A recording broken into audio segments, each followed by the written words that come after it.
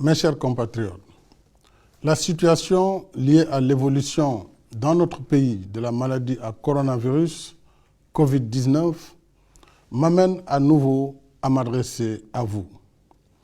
Cette maladie, apparue en décembre 2019, est devenue une pandémie, c'est-à-dire une épidémie à l'échelle mondiale. Les chiffres parlent d'eux-mêmes. À la date d'aujourd'hui, le Covid-19 a envahi plus de 140 pays, dont le Sénégal. Le nombre de personnes infectées s'élève à plus de 340 000. À ce jour, le Covid-19 a tué plus de 15 000 personnes, plongeant des familles entières dans le deuil et le désarroi. Ce moment est inédit dans l'histoire de l'humanité. Voilà que l'infiniment petit fait trembler le monde entier de façon brutale, rapide et massive, ignorant les frontières, frappant sans distinction pays riches comme pays pauvres et sans égard pour le statut social des uns et des autres. Gouvernants et gouvernés, riches ou pauvres, personne n'est à l'abri du Covid-19. Depuis 3 mois, une véritable guerre mondiale s'est déclenchée contre cet ennemi commun. Notre pays n'est pas en reste. Ce soir, mes pensées vont d'abord aux malades du Covid-19. Je leur exprime toute mon affection et mes vœux de prompt rétablissement.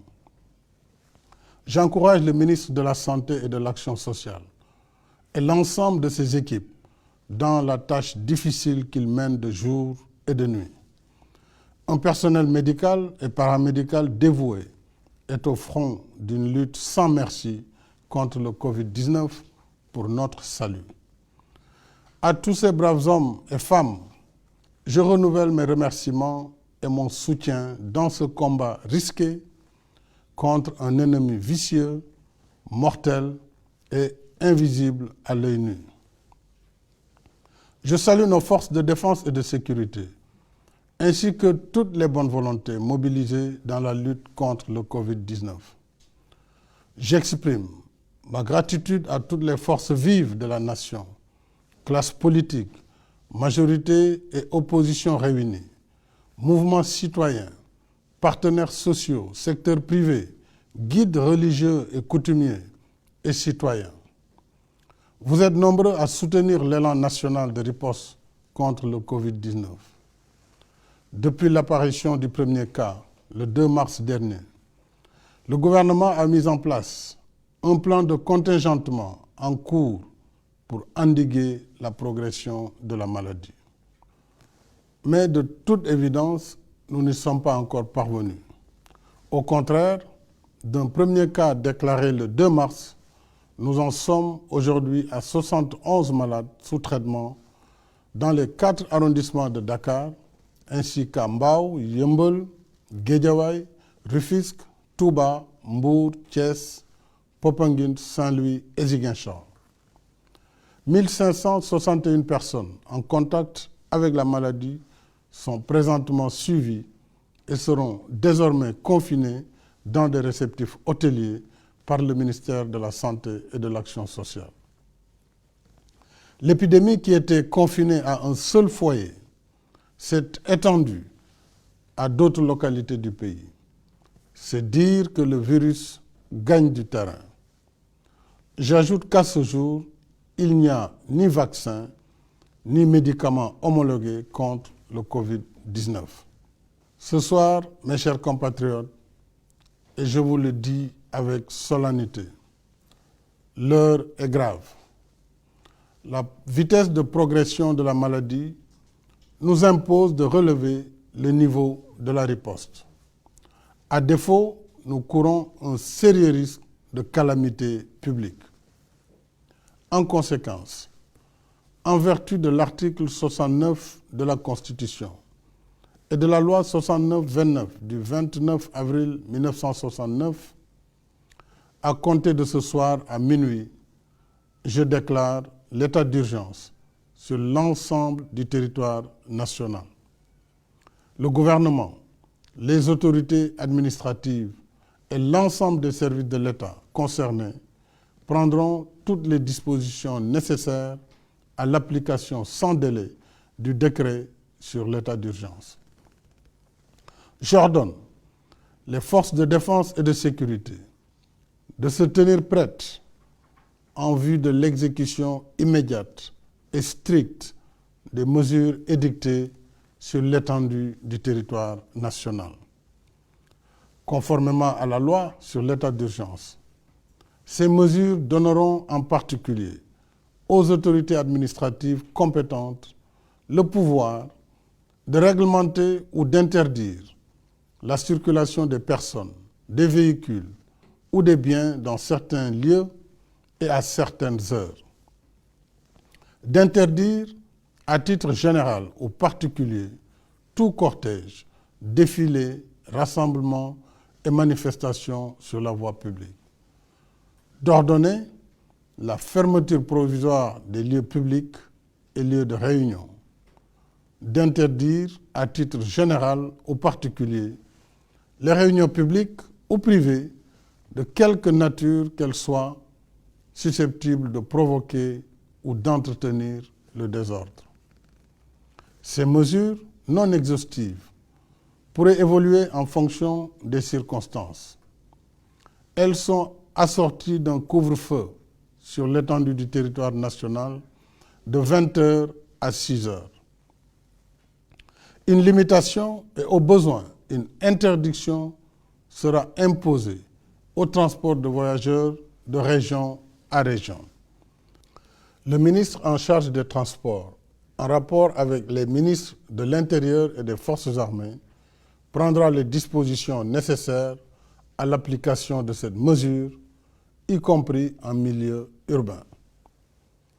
Conformément à l'article 77 de la Constitution, je saisirai l'Assemblée nationale d'un projet de loi habilitant le président de la République à prendre pour une durée de 3 mois des mesures relevant du domaine de la loi afin de faire face aux impératifs d'ordre budgétaire, économique, social, sanitaire et sécuritaire de la lutte contre le Covid-19.